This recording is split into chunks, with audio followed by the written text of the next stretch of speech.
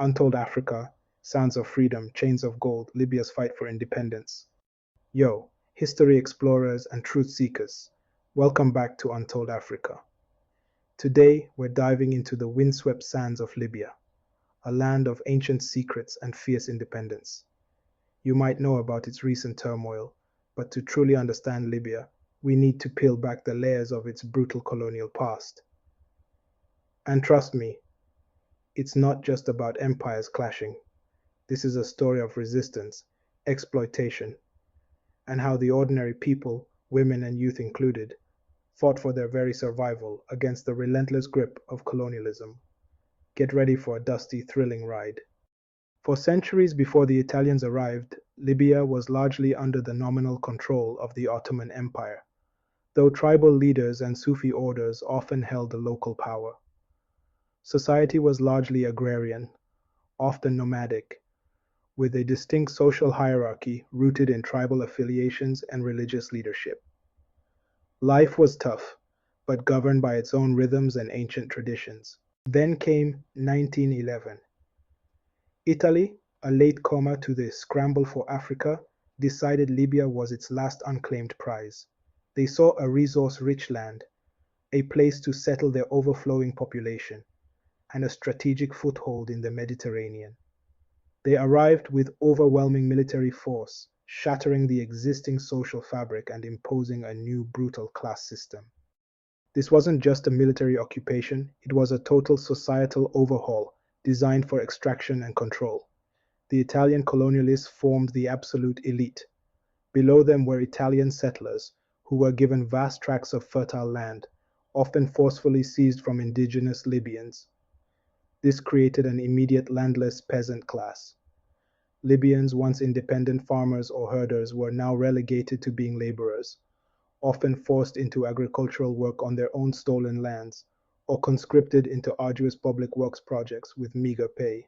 The Italian dream was to turn Libya into Italy's fourth shore, a breadbasket, and a place for its excess population. This meant aggressive land confiscation, brutal suppression of dissent, and a complete disregard for the rights and livelihoods of the native population. For the average Libyan, this was not about civilizing missions or development. It was about losing their land, dignity, and economic independence. The lines between the colonizer and the colonized, the oppressor and the oppressed, became horrifyingly clear. But oppression breeds resistance. From the very beginning, the Libyan people across all social strata rose up. This was no polite debate. It was a desperate fight for survival. The most famous symbol of this resistance was Omar Mukhtar, the lion of the desert. But Mukhtar was not alone. His fight was sustained by the ordinary people, the peasants, the nomads, who formed the backbone of his guerrilla forces. They provided intelligence, food, shelter, and recruits, knowing that their very existence depended on expelling the foreign invaders. This was a war of the people for the people. And let's be absolutely clear, women played an absolutely vital, yet often unacknowledged role. They were the unsung heroes of the resistance. While men fought on the front lines, women maintained communities, ensured food supplies in the face of Italian scorched earth policies, and nursed the wounded. They acted as spies, carrying crucial messages concealed in their clothing, risking their lives daily.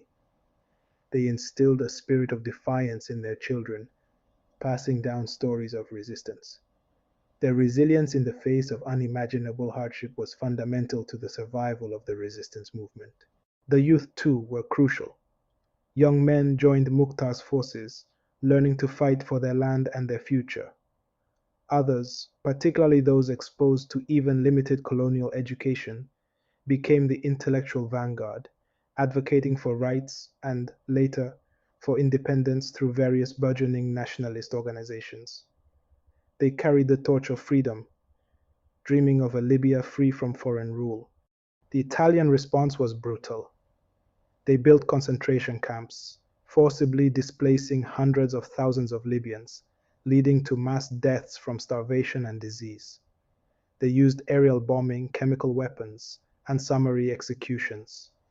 This extreme violence was aimed at breaking the will of the people, turning the land into a blank slate for Italian settlement. Yet the resistance persisted, albeit at a terrible cost. This was the ultimate class struggle, the colonizers attempting to utterly annihilate the colonized working class and peasantry for resource control.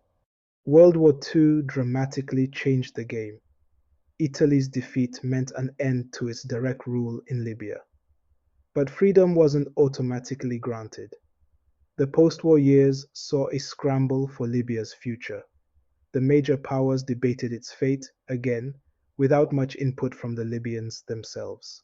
However, the spirit of independence, forged in the crucible of resistance, could not be extinguished.